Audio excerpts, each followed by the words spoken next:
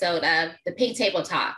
My name is Dana Johnson. I'm your host, and joining me today is the incomparable Carleka Spann. Hey, girl.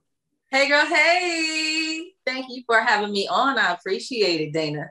I am so excited for you to join us. And for those viewers who may be new to the Pink Table Talk or may have joined us in the past, I just want you to let you know that we have expanded our network. Carleka is joining us from Southern Illinois. So, hey, and a shout out to all of those listeners as well.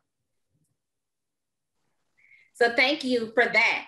We have gone across the country, which was my intended goal when I launched back in October of 2020, was to form the Pink Table Talk in Milwaukee, which is where I'm from and where I advocate on a state level and nationally, but to also bring this platform across the country. So I've been fortunate enough to be able to have conversations with women from suburbs of Dallas, Texas, Atlanta, Georgia, as well as the Phoenix, Arizona area. So I'm pleased once again to be able to bring Carleka to the table from Southern Illinois. We're trying to make this happen, girl, and make history. We are. So again, thank you. If I could just share really quick, I have been following you on your journey. It's an honor for you to reach out to me, even though we know each other personally still. I appreciate the value that you put on me and the things that I have to share. So I'm excited to be here and talk with you a little bit today. Oh my goodness. Okay, we're not gonna start the tears too early. They probably gonna come. And they will come because that's just how we do. We just flow naturally within our conversation. And that's exactly what the podcast is all about. And the tagline, let's have the conversation, is genuine within its intent. So absolutely. Today's conversation, I just want to just let our audience know that something resonated deep inside me from a special gift that Carleka sent me via our U.S. postal system. And it is her book, Securing the Keys.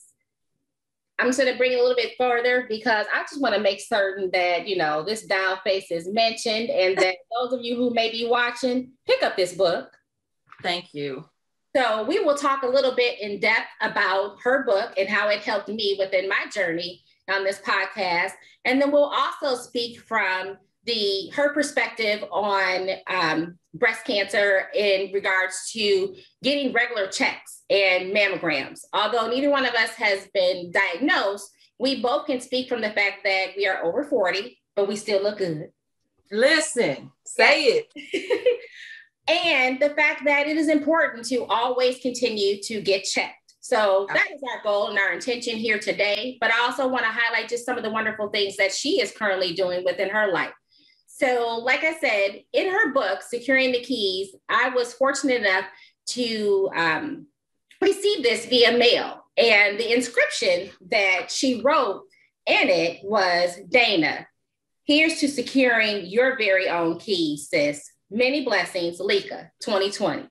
When I tell you I cried like a baby, and Leka, I carry this book with me everywhere I go, because when you just need that moment, and here come them tears, Lord Jesus, already.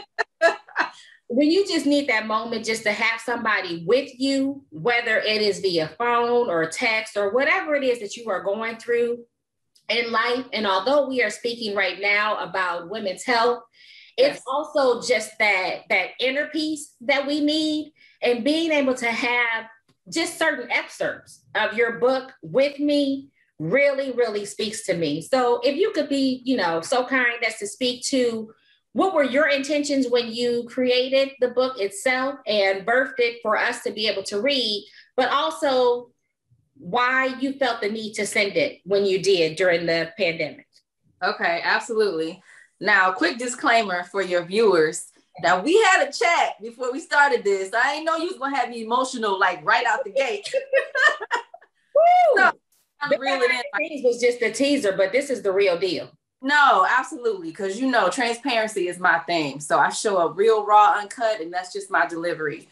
But as I was sharing with you before, I mean, even in our previous conversations, I wrote the book, not for me. I wrote the book for other women because, you know, some people do have like a check off list and they would like to become an author. That was absolutely not my goal. Okay. I felt like I wanted to just share bits and pieces of my story which is what the book is actually about. It's bits and pieces of my life, bits and pieces of my story, not all of it, but just some pieces, some hurdles, some struggles, some potential setbacks that I got, places that I got stuck at, and how I figured out how I was going to get over that. So it's just bits and pieces of my life based on biblical principles. But I wrote the book with the reader in mind. I wrote the book with other women that I felt like were in places like myself, other women who I could relate to and felt like maybe they were going through certain things alone. And so the book is just to say, no, you are not, and you don't have to get stuck here. So say, for example, you went through a traumatic experience in your life, whether it was mental, physical. Maybe you stopped continuing your education and you felt like you couldn't keep going. Maybe your children are doing some crazy stuff and you got stuck and felt like, you didn't know how to get past that thing. The list just goes on and on. We face so many overwhelming things as women, but it's really about when you get to those hard places and those roadblocks, how do you keep going? And I kicked the book off with forgiveness. We ain't gonna go there. Maybe we can have another talk about that. Yeah. But I talk about really just releasing yourself from other things that people may have had a hold on your life about. How do you get over those hurdles? How do you get unstuck? When you reach those hard, difficult places, how do you keep going? Which is where the biblical principles come in. But I wrote the book with the reader in mind. It was not a gratification thing. It was a girl, tell some of your story in hopes to help other women get past those places in their life. Wonderful, wonderful. So when you basically just sent me a text and was like, I have something for you, here's your address. And when I tell you, literally, when I opened up the mail, I was like thrilled and could not wait to turn the pages. Can you just tell me what was going through your mind as you mentioned that you followed the podcast when you decided, okay, it's time for me to send my book to Dana? Well, it kind of goes back to me knowing you for several years. So I'll start just to be completely transparent. You have like such a meek spirit about yourself. Let me reel it in. And so I can see you doing like great things. You know what I mean? Like I have a level of discernment on my life. Sometimes I like it, sometimes I don't, because God will show you things sometimes that you want to see. He'll also show you things that you don't want to see. You know what I mean? But I could just see your vision. I could see where you're headed. And I know that on your journey, people don't always get it. Mm-hmm. People are not always in agreement with you. And people sometimes try to talk you out of that thing that you're doing. And so that was it in a nutshell. I'm like, you know what? I just want to send it to her. I just want to get this to her, because even though I was writing for the reader in mind, as I wrote that book, it helped me. It helped propel me as a woman to not talk myself out of things that I knew were meant for me. And so my prayer and my hope was just that maybe it would do the same thing for you. So that was it. Just knowing your heart, knowing your passion, knowing your vision, and believing in you as much as you believe in yourself. I'm like, let me shoot this to her. Maybe it'll help her and encourage her a little bit along the way, you know? Oh, well, I thank you. And it has, and it continues to. Good. I'm glad. As we continue our conversation, again, we're here at the Pink Table Talk, and we're just having the conversation about the importance of mammograms, self-checks, and just making sure that we bring awareness to breast cancer, whether it be in women or men, and at whatever stage of life that you are in. Most often we've heard the research that at the age of 40, women should get checked. But as a state advocate and a national advocate, it's been known facts that people are being diagnosed at younger ages. So can you speak just as a woman who is at that age where mammograms are important and to get checked, what your perspective is? Absolutely. I feel comfortable sharing that cancer, breast cancer specifically, runs in my family from great grandmother to grandmother down to my mother, who was a breast cancer survivor, by the way. All right. So not only does it run in my family, we are overcomers, but being proactive is the key. Not just with breast cancer, but anything, but speaking specifically on breast cancer, being proactive, making sure you have those talks with your mother, your children, your daughters, your sister, your circle, and kind of getting out of that space of being afraid. And I really want to hone in on fear. I know a lot of women, some that I know personally, some that I don't want to make the call or set up that doctor's appointment because they're afraid of what they're going to hear. Yeah. And in my opinion, that is one of the worst things that you can do, because if you are proactive and you get ahead of that thing, you're getting the mammograms, you're making sure that you do those breast checks and self checks in the shower, at home, then in the event that something like that should occur, you're already ahead of that thing. And you don't really have to worry about the more severe cases or the potential of actually being fully diagnosed and everything else that goes along with that. So being proactive for me was a seed that was planted in my 30s, because that's when my mother was diagnosed. And she was young, healthy, not out of shape. So you never know.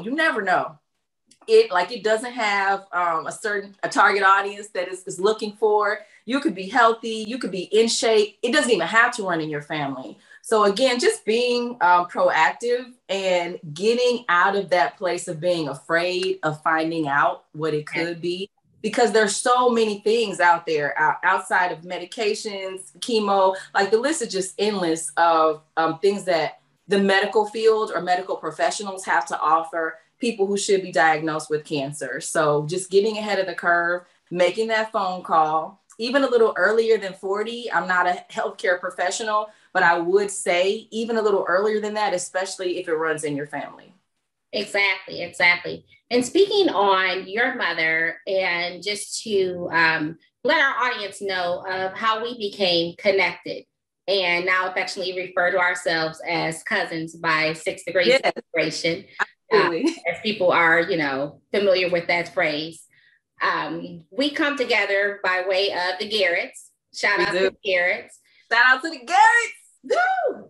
So in that respect, you had an opportunity to meet my mom, who is the reason and the intention upon why this podcast has come full circle for me. Yes.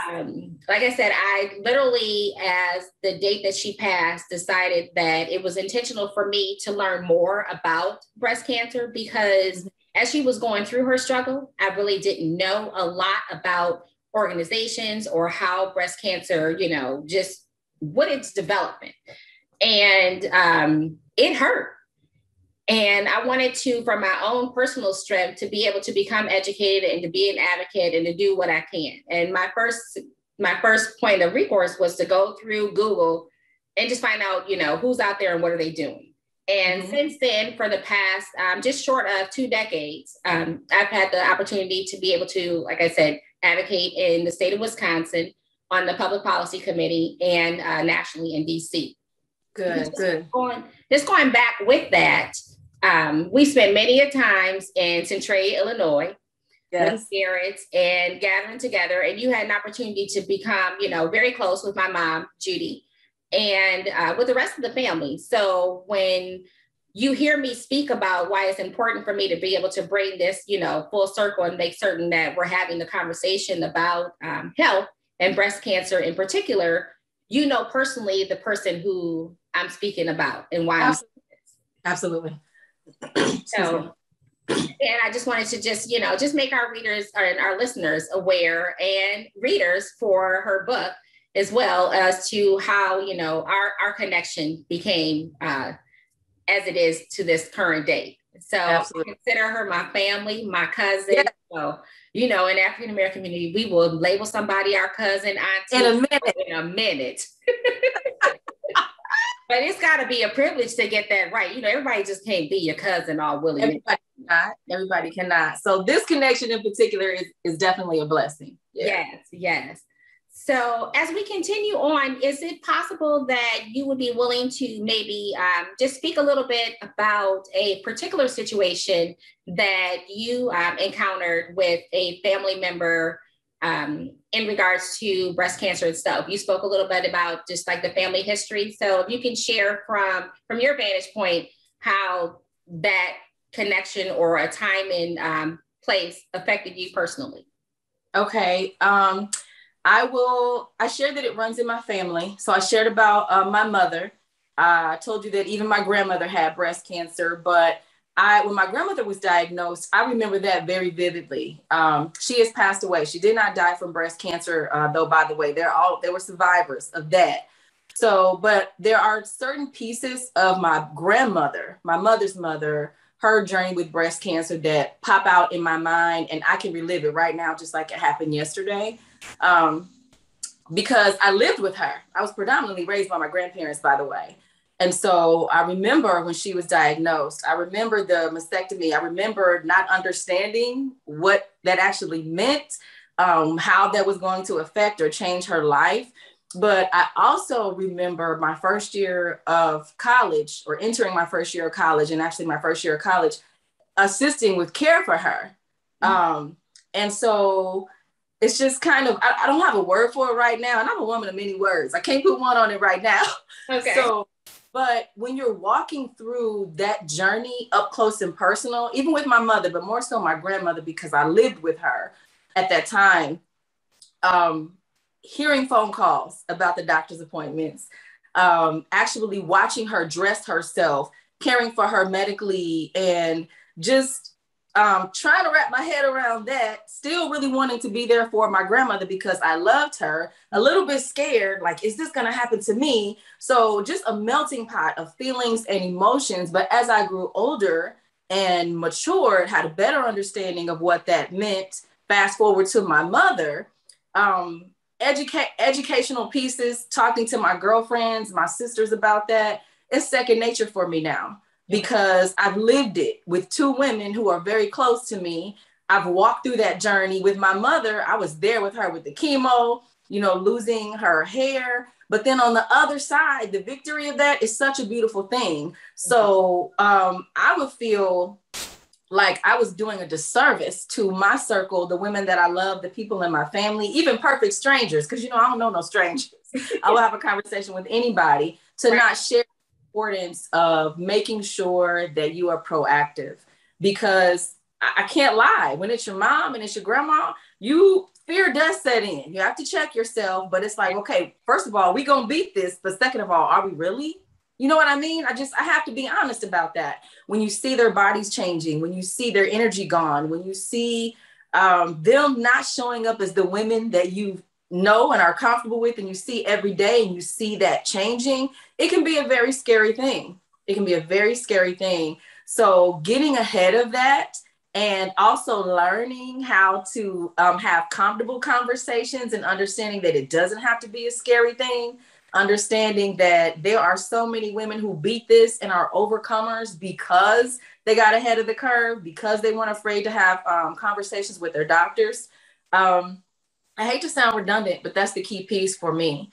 But dealing with that personally with my grandmother and my mom, and walking through each of those pieces and those stages with them, it actually changed a lot about how I think about my health medically. Okay. It changed about how I'm on top of going to get pap smears, like it just changed my thought process of my body, period. Mm-hmm. Because we want to be around for a long time. Mothers, sisters, cousins, all of us, we want to be around for as long as we possibly can. So experiencing that was a huge wake-up call for me, and the seriousness that I take of my body, the trajectory of the conversations that I have with my girlfriends, because I know you love your girls, I love mine. Mm-hmm. And conversations that we have with each other are not necessarily always comfortable, but they're necessary because we want to be around for some time.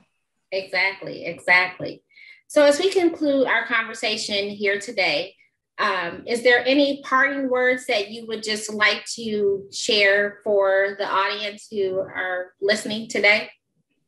Yes. And so I'm glad you gave me a heads up on that, because it did give me a little time to think about how I wanted to close out, because we've talked about the book. We've talked about women and our connections and pouring into each other's lives, and also our health. As 40 approached, I will say, and I have to be honest, my thought process about my space, protecting my space, mm-hmm. has completely changed, because I think that the things that we allow into our life, the people, energy we allow into our space, mm-hmm. that changes the trajectory of your day, our mental health, our stress level, all of those things. And so I took a road trip with my girlfriends not too long ago, and I was talking to them about how I'm starting to preserve myself. And I didn't have a better word to use, but that's exactly what it is. I love it. No is a complete sentence for me now. Hello.